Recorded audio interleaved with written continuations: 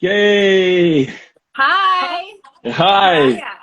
I'm good. Thanks for coming on. Now look at you surrounded by all those boxes. I know, I'm still stuck in my spare bedroom working, so this is the Oh my reality. gosh, Yeah, it's so cool. First of all, thanks for coming on. you're We welcome. Thanks for having me. we were literally flicking through Instagram, and then all we saw was this crazy lady just with all these boxes around her. We're like, what the hell is this?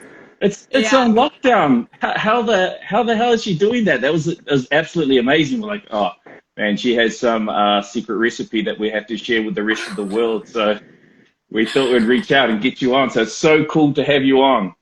Oh, thank you. No, I really appreciate it. I mean, this has been a really interesting and tough time, to say the least. I'm Yeah, going to be completely honest. The 2 days that we had to prep for level four, Harry and I, my business partner, went into complete like, what the hell? We didn't realize it was going to be a reality. And don't get me wrong, I had a moment of shit. What if yeah, our business doesn't survive? 4 years of hard work. I mean, it did cross my mind. I was like, we're not going to do this. We're going to go into liquidation. We're not going to be able to pay our suppliers. Like, you do, because yeah, it's never happened. It's a foreign thing going on.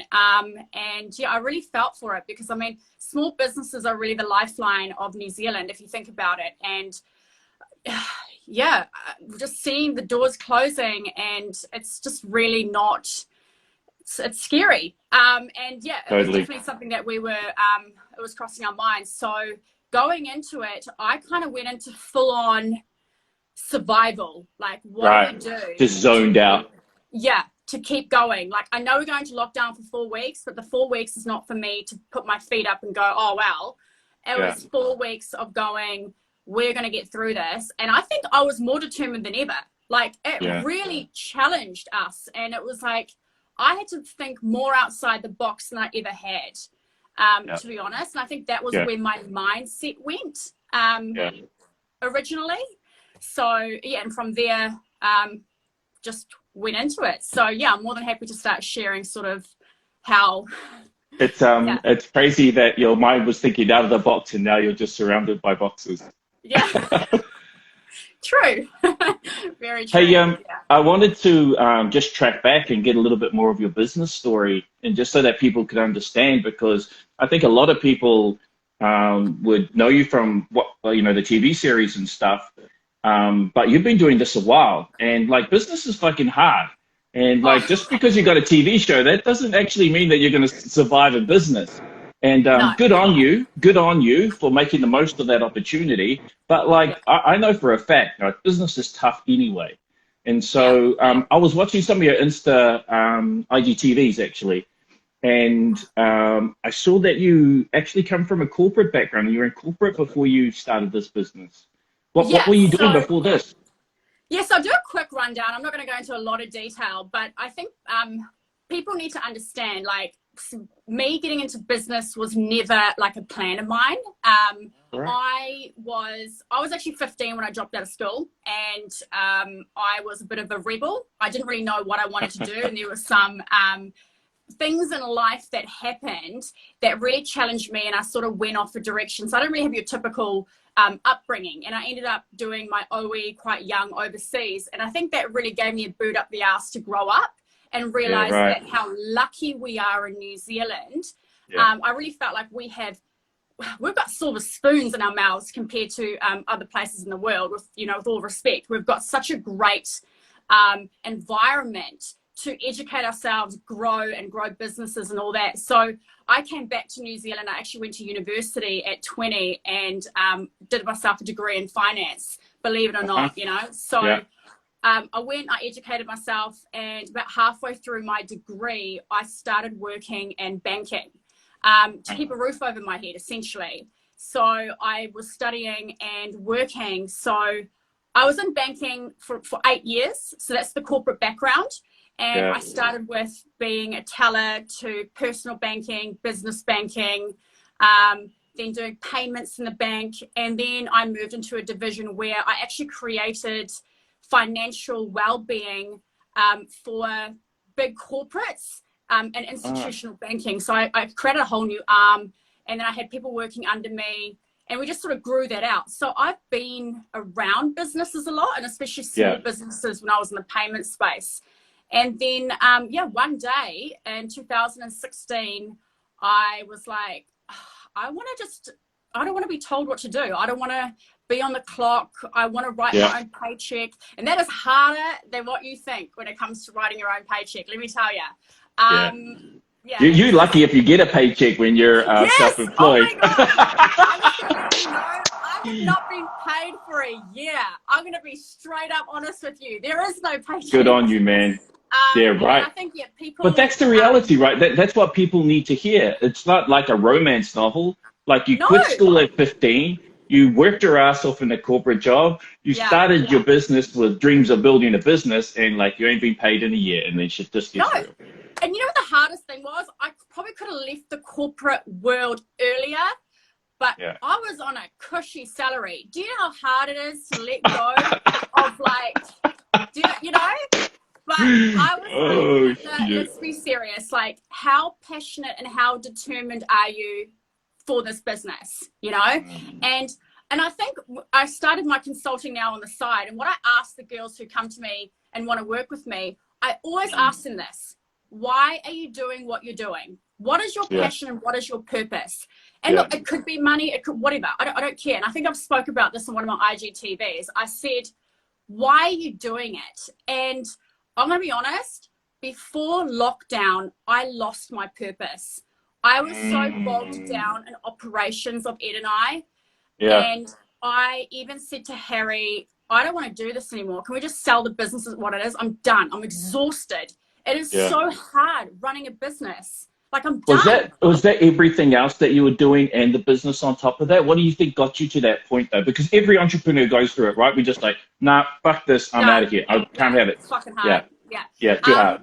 What pushed it? We had a really good end to the business, end of the year. So coming into Christmas, it was really great.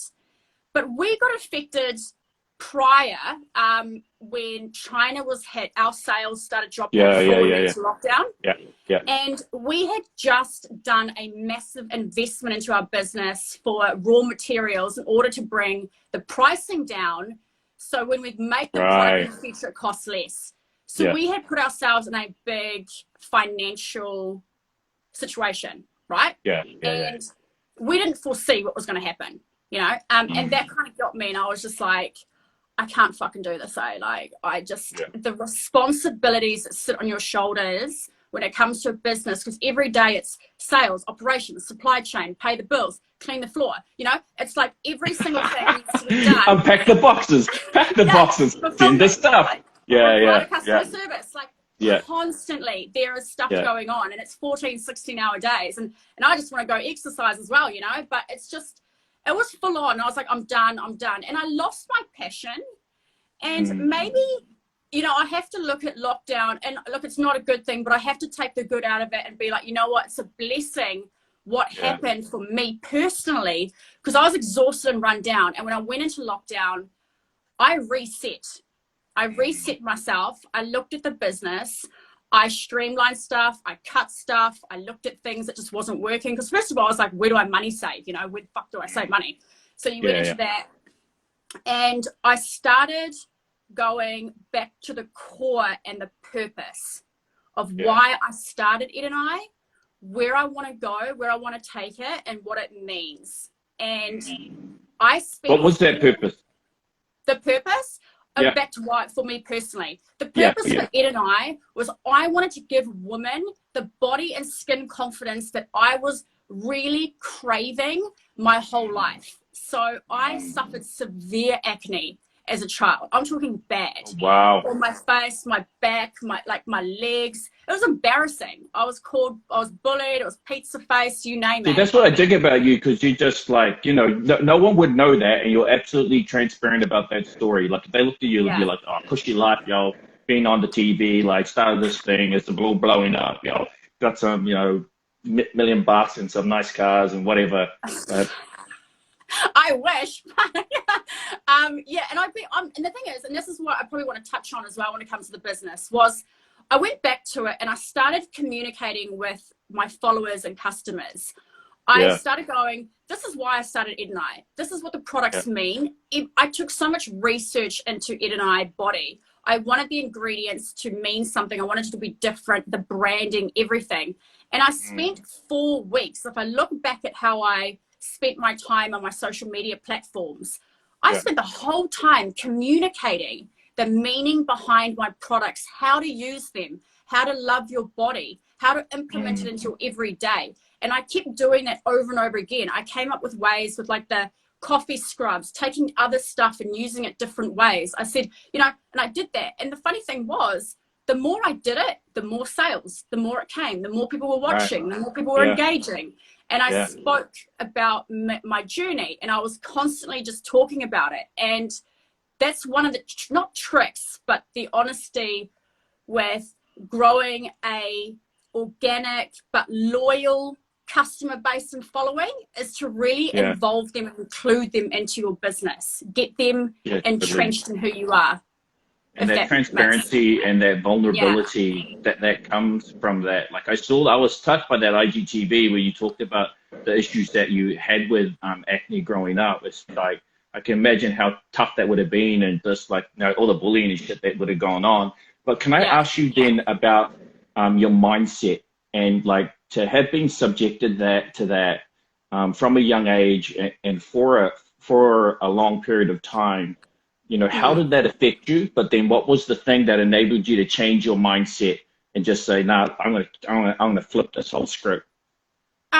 Look, I was brought up in a pretty strict household. My father is much older. He's very old school. And he kind of had no emotion. And my mum passed away when I was 14. So during that time of full-on development, it was like my father was there, and he had this thing of like, toughen up, soldier. Other people have it harder than you. Toughen up, you know. And honestly, it does have a element of an effect on you. And you do. I sort of just like toughened up, but it does affect you. But nowadays, I just find like I don't want to be like the tough. And I actually haven't said this to anybody. I suffered severe depression around the age of 17. I've never spoken about it because, again, it's the whole thing of toughen up, other people have it harder than you.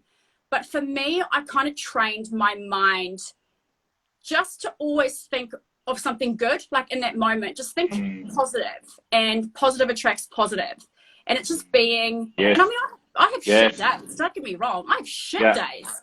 But it's just being positive and taking one step to just being a little bit better, you know. And now being on the TV, people have shit to say. I find it hilarious reading through the Facebook, like, you know, when they advertise boss babes. Oh my God, that's like so hilarious. Like the people are like, what a waste of space. Who are these like dumb bitches? And I'm just like, oh my God, this is hilarious. It's you just have to learn that those people, they're unhappy themselves. Don't let them affect you, you know. Be confident in who you are. And I think that was with the Ed&I brand. I'm all about be you. There's no one else that's you. And that's what I try and bring through with my messaging, the collaborations that I do, is just be confident and be happy. So there's so many people that totally comes through, because there's so many people now, business owners, that we know for a fact have been struggling with depression through this whole situation. And the mental health issues are absolutely real. The financial issues are real. The mental health issues too, like to the extent we got mental health professionals onto the platform, onto the Manaaki platform, like Richie Hardcore, just like great humans that have been there and been down that path. And what kind, like, we're not trying to deal out advice here, but just from your own sort of personal experience, you know, what are some of the things that helped you through that whole situation? Permission to speak candid. I did go onto medication at some point when I was young, but I had a little bit of a self-talk in my head, and I said to myself, this is just me, I was like, you are better than this, Edna. You can get through this with medication. That was sort of I was like, you are stronger than this. Nowadays, when I feel like I'm having one of those really shit days. For Yeah. me, it's like, let's park work. Let's just put it aside for a second. Go for a run. Go for a walk. And that's why I try and run every single morning. I do an 8K run around the lake. I try and do that every morning because that sets my mind into sort of a mode, you know, like, you know, it's like, just go back to just dials your it in, health. right? Yeah. It's your health. It's eating well. It's like, I don't really drink. If you know, it's just personally, I just try and be clean in everything that I can do. So I do recommend being active is one of my top tips that really works for me. And I find when I go for a run, I'm at my most creative as well. For some reason, when I run, I get ideas. So I feel like it does me some good. But yeah, it's a tough thing, the whole mental issue thing, because everybody's so different. And from experience, it was just working through it myself. You know, you can surround yourself with people, but yeah, you can't force people to think a certain way. And that's the hard thing, you know? Yeah, that's so true. Like, as you say, everybody's different. Everyone's situation is different. But if you do have a moment's clarity, it's so good just to reach out and just to ask for help and just to talk to somebody. And I think that's the thing, like right now, because, you know, so many small business people are like, there's businesses that, like, there's hundreds of businesses that have shut down, right? So one of the things that we've been encouraging people to do is to just, like, if you know somebody that runs a small business, even if it's just like a real little business, just like check in on them, man. Just like give them a call and just see how they're going. And, you know, one of the coolest things that happened to me early on when we kicked off Manaaki is that it was just got real heavy, because like we're having these questions coming through and we probably weren't expecting it, honestly, to be as heavy as it was. And it kind of weighed on us, and the responsibility got, you know, we like, this is real. People are losing their homes, people are losing their jobs. You know, that's affecting their families, it's affecting their kids, like all sorts of bad shit. But then one mate just reached out, just out of the blue, and he just like was just like, "You all right, bruv?" And like just no context. What about you? Yeah. And he's just like, "You all right, bruv?" I was just like, "Oh yes, somebody actually gives a shit." And you know, I know there's a few people watching that know people in business and people that got their own small businesses and stuff. So please do. I encourage you to just reach out and, you know, just reach out and touch somebody out there. Yeah, but also like support where you can. Like I said, you don't necessarily have to purchase, just share it. Like share the business out there as well. Comment on it, tag your friend in it, because somebody else may have the ability to support it. Like at the start of lockdown, I had a girlfriend reach out and said, "Let me know if you need any illustrations. I'll do it for free." And I was like, "No, girl, I'm going to pay for that. I'm going to support you. You deserve it. Like, I'm not going to take freebies off you. We're all trying to survive here and get through, you know." And the good thing was during this time, I also reached out on Girls in Business and I was like, "Hey, I need some work done. I want to optimize my Google ads, all that. I'm going to pay for it," you know, like just where you can help other businesses, even if it's, you know, as small as you can, it doesn't matter. Just help, you know, and if you can buy local as well. I'm all about local right now. Like, don't buy overseas. Shipping takes ages. You know, like, you could have your package hand-packed by you. Yeah, like buy local. There's so many businesses out there that can provide you what you're looking for. And it might be a bit more, but it's for a better cause. Yeah, you know? Absolutely. Support NZ Local. Just threw up that black heart in the comments as well. Yes. Good on you guys. I absolutely agree with that. If there's one thing that comes out of this is just like, can we please just focus on the small businesses that are around us? Even if it's just the garage down the street to go get your oil changed, or just like that really, really basic stuff. I think if we start to do that, then those businesses will get through. And as we always talk about, those businesses are the businesses that turn up and they sponsor the uniforms of the kids rugby team, or they're at the bloody school fair giving away the meat pack, and you know, just all those little things that really contribute to community. So definitely agree. Get out there and support small business. There's some really big groups. Have you seen them? Like some of those Facebook groups got like hundreds of thousands of people in them. Like the amazing New Zealand product, NZ product. That is huge. But I went through there the other night and I actually looked at the engagement on those post. It is massive engagement. Like, people are taking this Absolutely really huge. seriously, which makes me proud, because I'm like, yes, like, we're kind of like the message is getting across, and that's been really phenomenal. So That has been.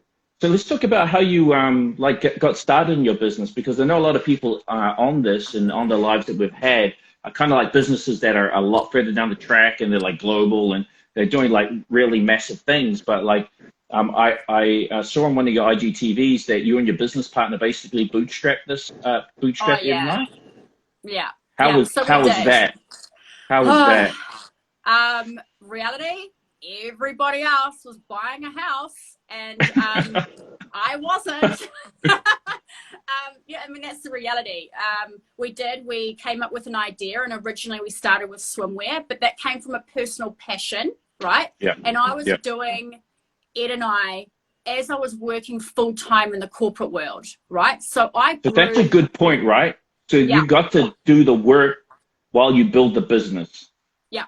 And I guess that's one of my tips that I do give people as well, is if you have the ability with your work to do it on the side, I guess not easily, but you can functionally do it, absolutely do it. Because that is a way of self-funding your business as you grow. Not immediately cash injection, boom. No, it's slowly going in. And the good thing about doing that is you test and you learn. You know, you put in a bit of money here, you develop it, and you grow it organically. It's a bit of a hustle on the side. You know, I kind of named it my hobby/hustle. And you keep doing that to the point where, okay, you spend more time on it. You might move from 5 days a week and work to 4 days a week. You know, you take that pay cut and you go down. Do you know what I mean? Until you sort of get that business to where you can. And so how I functionally did it was, I set myself a goal that at X date I was going to leave the corporate world. And so that was actually a year in advance that I set that goal. And in that year, I did everything I could to save enough money so I could live for a year without paying myself, if that makes sense. Yeah, so nice, totally that gave me, that means I left it and I was putting all my energy, and oh my God, let me tell you, I didn't realize when you step away from your full-time job and you give your job like 24 hours, 7 days a week, that attention, what a difference that makes. I didn't realize that. And I was like, shit, should have done this earlier. But hindsight, right? Hey, so talk to me about, because you said something I think is really important. You test and learn, test and learn, test and learn. Tell me about that. What's that process all about for you? Oh, look, I've done some stuff in the business and made decisions in the business that I look back and I go, shit, should never have done that. Like working with certain, you know, advertising people, or paying an influencer, or launching a certain product, or the way your website looks. Like, you do stuff and you realize that wasn't a good business decision, or that just didn't work. And I think when you're not all gangbusters in your business, you have that ability to, there's not a lot of risk in it, if that makes sense. Like, you can go, it's okay, you know, I've got, you know, you've still got the security over here, but you get to sort of mold your business and test and learn what works, what doesn't work. And I think it's also really important to engage with customers and people and get feedback. That's the thing that we've been doing a lot in Ed&I, is going to our customers and our followers and asking for their advice and feedback on the business. Because at the end of the day, the way you've got a pair of goggles on and everybody else has other pair of goggles on compared to the business owner. So you've got to get a bit of a reality check on your business. And you've got to be open to it, open to feedback and understanding what works, what doesn't work in the market. But yeah, one thing I've learned as well is business is a really complicated equation, and every single business is also a different equation. And there's no different patterns, different everything. So when somebody says to me, oh, how did you start a business, or how did you do it? It's like, mate, how long have you got to chat about this? Because it's not a simple good question, answer. Buddy. Really good question, but And also, like, you're in swimwear, and swimwear is like, when you started out, that's super hard. Like, I've got friends that have tried that, and it's like super hard. Mate, let me Like tell you, even just a it's number not going of to make you different money. like cuts that you have to have, the patterns, like all like that's tough. Nah, and look, we don't live in California, mate, so Yeah, that's not a full-time job here, yeah. unfortunately, as much as you'd love it to be. So, no, and that was when our business took a turn. Mm, Harry and I sat down and we said, right, Ed&I is slowly growing. It's got a great brand, but how do we grow it? How do we yeah, take this to the next level?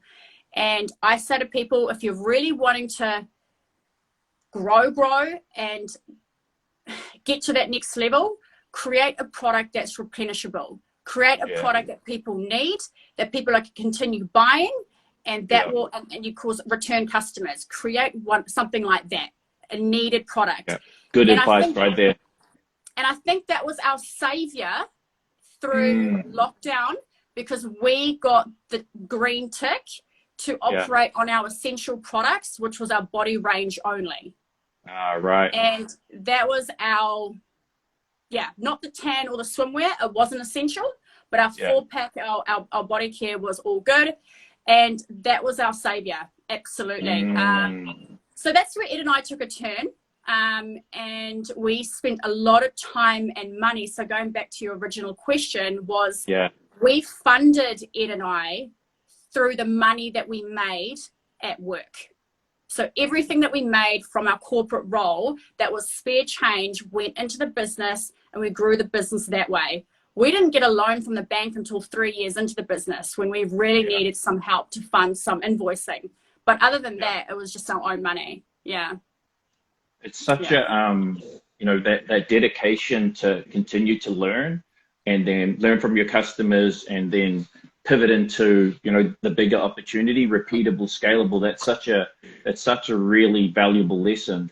So did you Yeah. already have the product range that was able to go on the essentials list? Was that already a product range that you already had, or did Yeah. you So engineer that? we launched with that last year in July. So Right. luckily that was already on the market. But we had our swimwear launch 2 weeks prior to lockdown. So you can just imagine that was crap, because everybody was already in that freaking mindset that the world was ending. And That's then it. we were launching the tan, I think about 2 days into lockdown. And I was like, mean. Yeah. So another product launch that epic fucking fail. So I was like, great. And then I was like, It's only funny. I'm sorry I'm laughing, but it's only fucking funny because our situation was so similar. And once you get through it, like, what else can you do? You just have to laugh. You just have to kind of have to have a sense of humor about it. It's not funny at the time. You're absolutely shitting your pants. But Are you kidding? I was like, no, but my manufacturers called me. They were like, sorry, Edna, we have your tan sitting in a vat and your bottles are on the line and the switch will be off.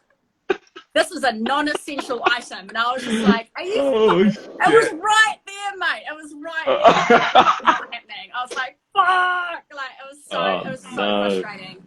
And I mean, we were already delayed. Because our bottles came from China. So they were delayed by 6 weeks already. So everything had a massive effect already prior. So that's why I kind of lost my motivation for the business, is because we were supposed to launch the tan much earlier. Because when you set out a business, like what most businesses run, is you have a 12-month plan of products dropping, your KPIs, the measurements, like what you need to be making. And when you've got a product delayed, that has an effect on your sales. So I was already like, you kidding? We're behind on our business targets. Like, what are we going to do? So when we went into lockdown and I thought, fuck it, I'm going to put the tan on pre-order. I'm going to see if it will fund itself. I'm going to be honest and say it's not going to launch until we come out of lockdown, but you'll have the first to have it. I just didn't realize how good it would go, because I had a tan with me and I was just doing the tan as well throughout my stories. And that kind of happened, that I had like the backlog of orders that I was just sitting there going, oh my God, I'm the only one packing this now, and all the tans have arrived. So yeah, I mean, like I said, it's a blessing, and I am truly blessed and thankful for the support that we've had during this time. Yeah, absolutely. Yeah, I think people just love you for the level of transparency that you've had and everything. But I think the other thing is that like there is love in your product. Like you talk Yeah. about your tanning product, but like, you know, just listening about your desire for people to have positive body, positive Yeah. skin image, and you know that is obviously what translates into the products that you're creating. Is like, you know, and you talk about intent and purpose and all Yeah. those types of things. How do you I do. make sure that all of that just comes through into every bottle and every product? Like, what's your like QA? Like, what are you trying to make sure of when you're creating a product? Like, A lot of how do you it's get your product to match like your vision and your personal ethos? And firstly, it starts from what my customers want. So when I yeah, launched the oh, four that's so step, good. Yeah, my customers came rushing back to me going, bring out a tan, right? And then I yeah, started doing some research around that and understanding how women feel in a tan. So many women self-tan to make them feel better about their skin and the way they look. Firstly, they think they look skinnier. So I was like, boom, right? If that miracle makes you feel cure. better, yeah, miracle. So, and then I got to go back to what Ed&I is all about. So we're all about that natural with a shot of whiskey, but finding the ingredients that's really going to help your skin. I never want to bring a product to the market that's just a product that's chucked together. Fucking hate that. I want to know what is in there, why those ingredients are in there, and how they benefit your skin. Have we been cut off? Are we there? No, you're there. Yeah. Okay, so, and yeah, and then I do a lot of testing myself. So I go through it and I go through how it reacts on the skin. But again, everybody's different. And then it goes down to branding as well. I think at the end of the day, as much as what's in your product as well, I think it also speaks volumes what your product looks like and what it looks like going to market. And I wanted the tan, like my other products, there's a story behind the brand too, but I wanted my tan to be beautiful and I wanted people to share it, because the more you share it, the more people get to know your brand. And if something is pretty and it looks nice, they're going to want to put it on their feed or their Instagram or whatever, and it gets out there. And my customer base is on Instagram, is on Facebook. And we do live in a world of social media consumerism. That is the world that we live in. So get part of it, you know, as much as you hate the influencer label, you know, people watch other people and they are influenced by what they do. So it's just understanding that realm as well when it comes to product. It's so important, like understanding it. I was like, that insight around understanding that realm is the thing, right? Just don't sit there on the outside and just throw stones at it. Like actually understand how it works and make it work for your business, which is one of the things that you've done really well. For people that are watching and don't quite get it, because like what I love about the model that you've developed from, you know, the influence that you have, you know, with what you've done in social media and stuff, is that you've turned it into something tangible. You've productized it, right? It's not just like you ain't getting paid like $500 for a post or just some ridiculous shit like that. It's just like far better use of the influence. And so just tell us, you know, for people that are watching, you know, and you're trying to figure out how to leverage that stuff, because you also said that, you know, shouldn't have paid an influencer in the past or whatever. Like, how do you find and navigate that space when it's new to you? Yeah, I get that a lot from small businesses around how do they work the influencer space. So I'm going to be honest, I have hired a social media expert, Bree, to do my influencing partnerships and reaching out, but we work on that together. So how we do it is, I'm a firm believer in owning your backyard before your front yard. And so that's more stick to New Zealand, own New Zealand before you want to go and own the world, right? So that's sort of my motto. So we're starting here in New Zealand. We're having a look at people who are good brand representation of who we are. Who do we think is a good suit? You can't just give it to anybody. Good representation. People who will take your product as a form of compensation. So we don't want to pay you because we, as a business owner, you have worked hard on this product. You've put hours into this, and this is the end thing. So you want to give this to you, and I want you to experience, and I want you to share it. And so that's where we start. And most of our New Zealand influencer collaborations is product for exposure. And if an influencer isn't willing to do that, then maybe it's not the right influencer for you, because influencers will look at your product and go, I love it, it's who I am, and I'll share it, because they can see it and they think it's relatable to them. If they see it as a job and they don't like it, they're going to ask for money. So if you're going to get exposure, find another influencer, right? It's different if it's an ongoing relationship, if it's a more entrenched request that you're asking from them, because you have to respect as well that a lot of these influencers may do this as a full-time job. So it's completely different. But those are your big ones. You know, we target influencers below 20,000, below 30,000 followers, and we start there. That's a good strategy. Yeah, that's a good strategy. Start small. You're 5,000. They're called micro influencers. Start small. Start talking to them. Grow the exposure that way. And as you get a return, then you start going bigger and bigger and bigger, and you start forming a marketing budget that you put towards it every month. And that's what we've done. And still now, I think I've paid 2 people. You know, I don't. Not at this stage. We're just not there.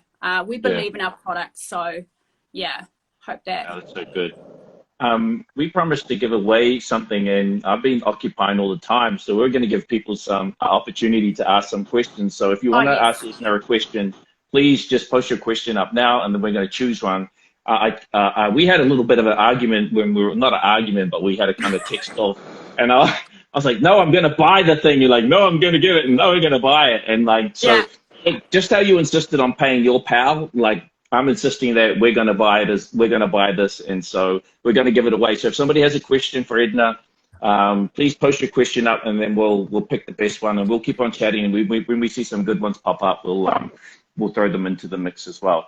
So the thing I wanted to ask you right now is, like, how's business position right now? You know, you've got through COVID, you did a quick pivot, you were fortunate to, you know, do some pre-sale and have that other 4-pack and all that stuff ready to go.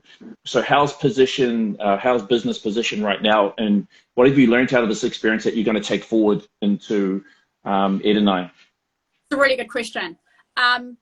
So this time has given me some really good self-reflecting time in the business. Absolutely. I have learned that I need to spend more quality time on my products and communicating and educating the people who follow me and buy from me how to use it and what makes our product different. I need to be more involved.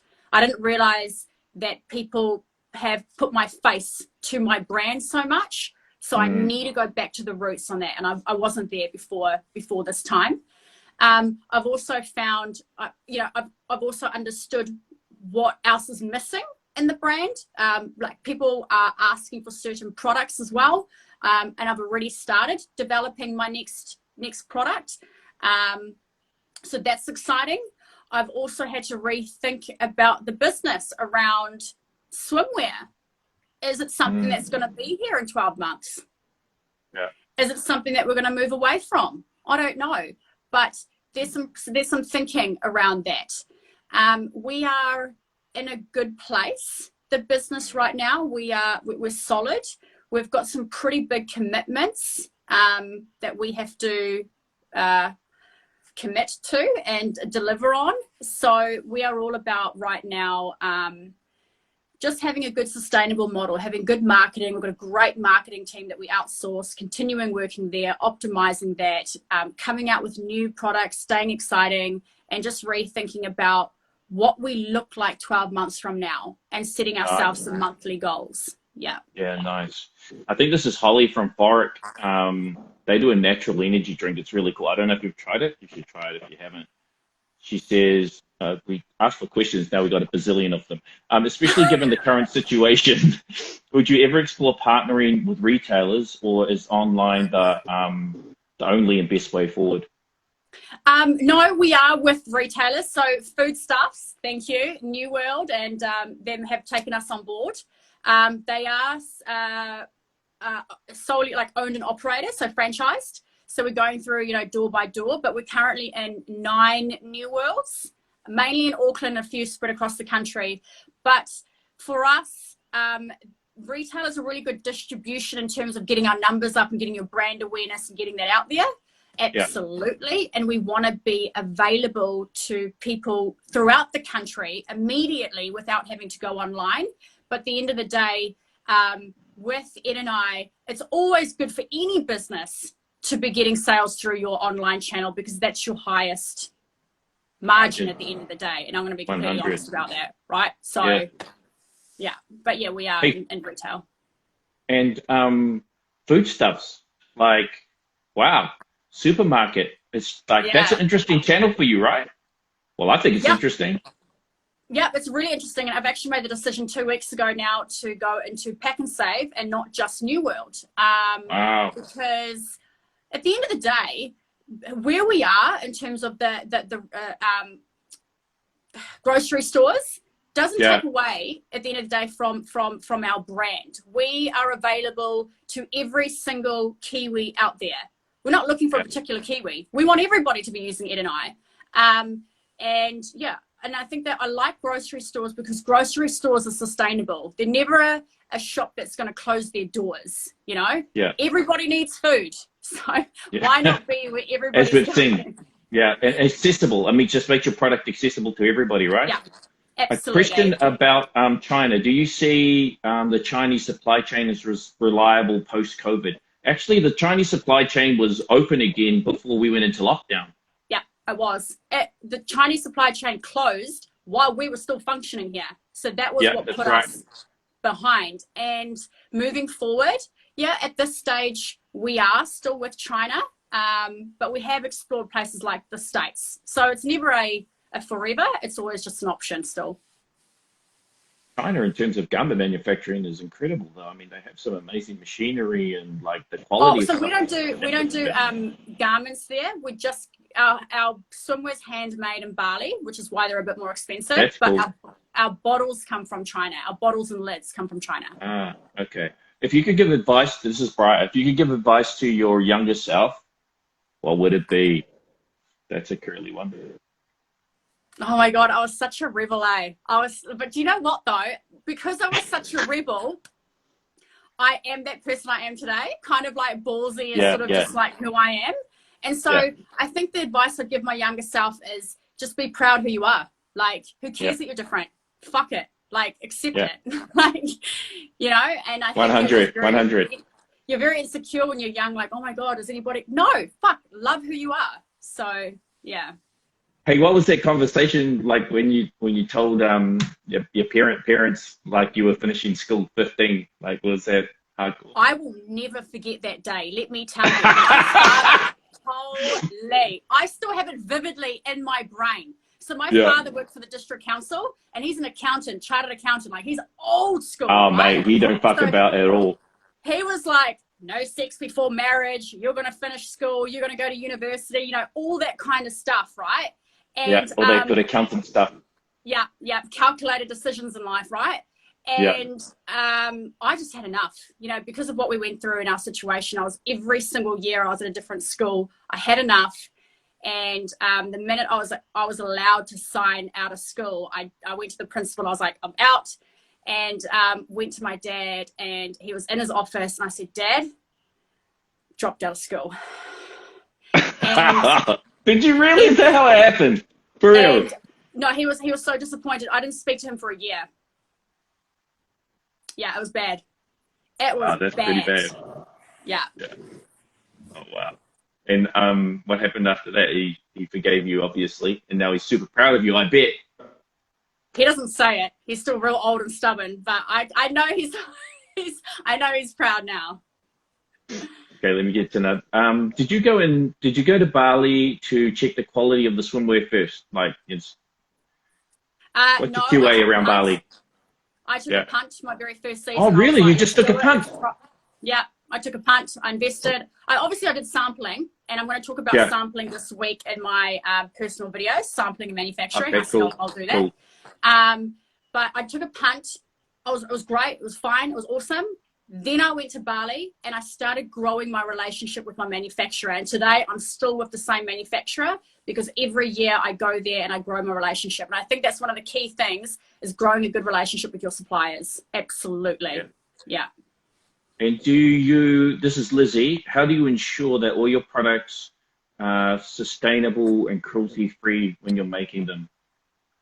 Because they're made right here in New Zealand and I could go see them. They're just around the corner. There you go. We don't have any of that sort of carry on in New Zealand.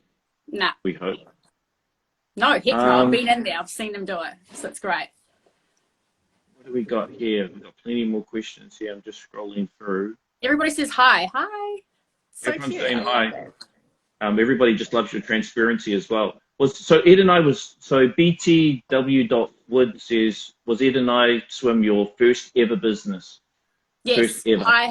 I have never had anything else. I've put everything into this business and yeah, I will continue doing that until I sell one day. And then I saw on your IGTV that you and your business partner are in for about 100K. Yeah. Personally, we've probably invested about 125 each into the business. Yep. And then obviously now we've got bank debt. So we're growing it. And now we're currently looking for investment, like proper investment. That's what we're looking for right now. Yeah. Talk to me about taking on debt to fund growth and what your mindset and tell me about that. Yo, that is scary. Do you know why it's scarier than like having a home loan? Because you've got no security, like nothing. It's like you're taking on this debt that you need to service, and the only way to service it is by getting sales. It's like this equation that you've got to, you've got this, great. Now, how do you service it, right? Yeah. And then it goes back down to understanding your business, investing into marketing in order to get sales. And that's the whole equation that I was telling you about. When you're a startup, I think the hardest thing for me starting the business was, I know I need to invest in marketing. I know I need to, but I've got no money to do it. So how do you do it? How do you grow your business when you've got a product, you spend all your money on your product and you've got no marketing money? Yeah. And I think one of the things that I think I'd have to give advice on, and if I could go back, is when you're going to launch a business, please put some budget aside to get your name out there. And however it is, just to start it, to get a return on investment and your return on advertising spend so you can continue growing. And we never did that. So we learned that the hard way. But getting the loan, it wasn't easy. We had to prove ourselves. And it took a lot of financial modeling to show what we are, and a lot of forecasting. I think we had to build a 5-year forecast, and we had an amazing KPMG guy come along and dive deep into our business to pull those financials together and give it to the bank so they can do it.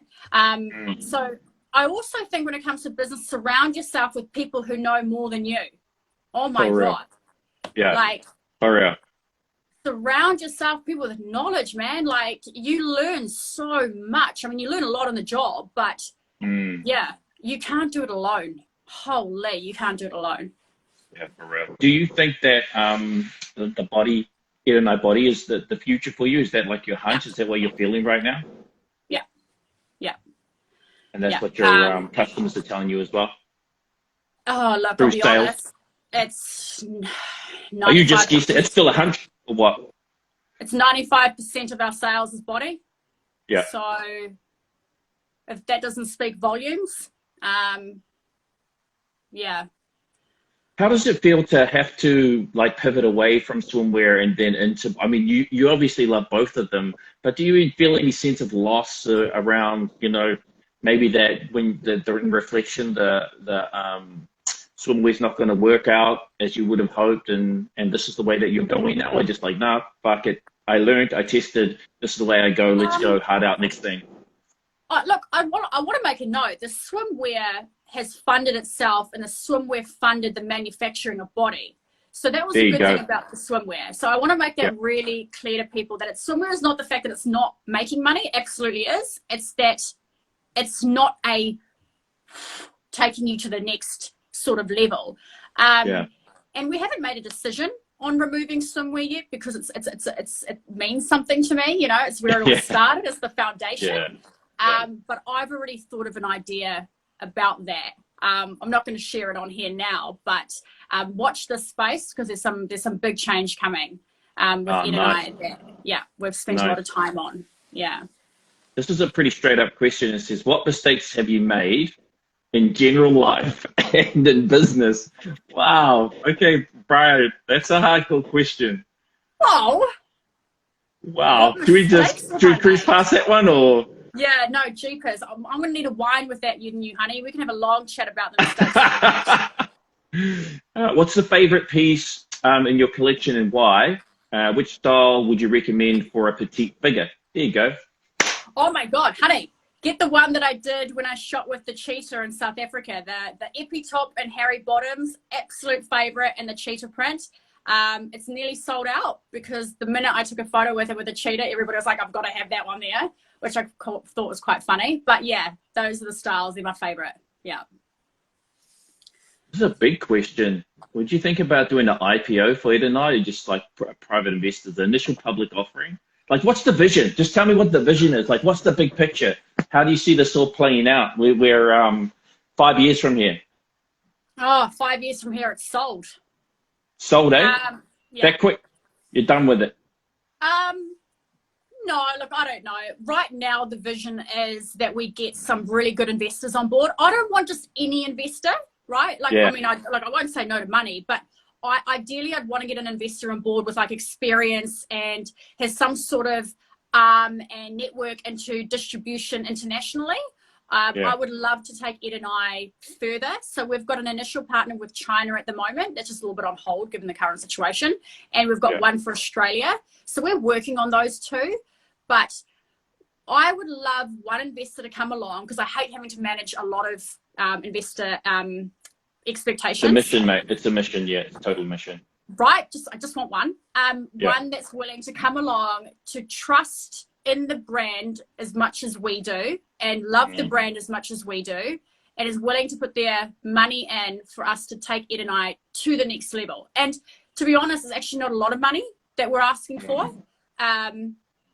But yeah, that's what I kind of see it right now. It's just one person coming along and going, here you go, let's do this together, because I believe in it.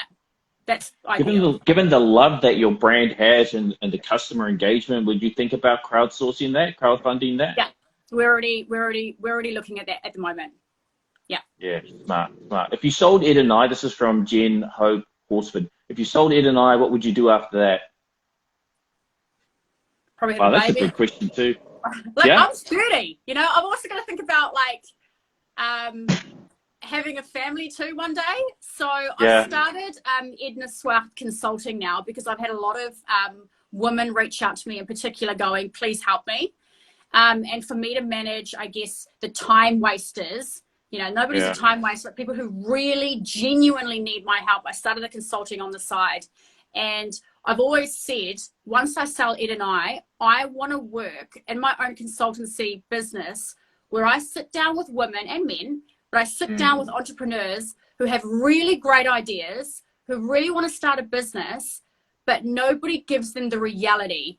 I want to give them the reality and really help them step by step, because I'm going to tell you one of my pet peeves, right? This is the thing that I really hated when I was in the beginning of my business, is I would go onto platforms and I would see these really big entrepreneurs who have made it massive share their story, but they were so far away from their business because they're so big, right?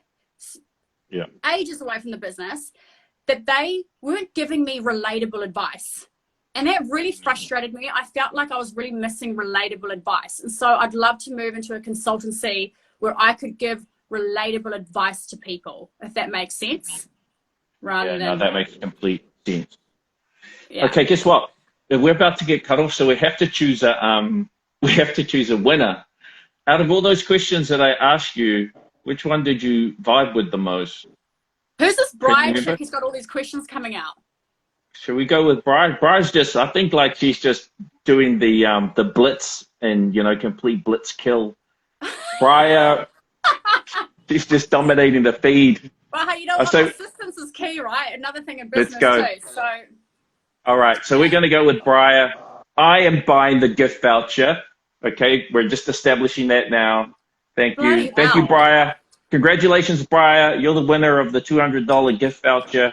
Woo! Yeah. That's what you get for persistence and consistency. Hey, Edna, it's been so cool having you on. Oh, Just thank thank you for being such a real woman and making a stand for everything that you believe in, but just being so vulnerable and transparent about it. It's so cool.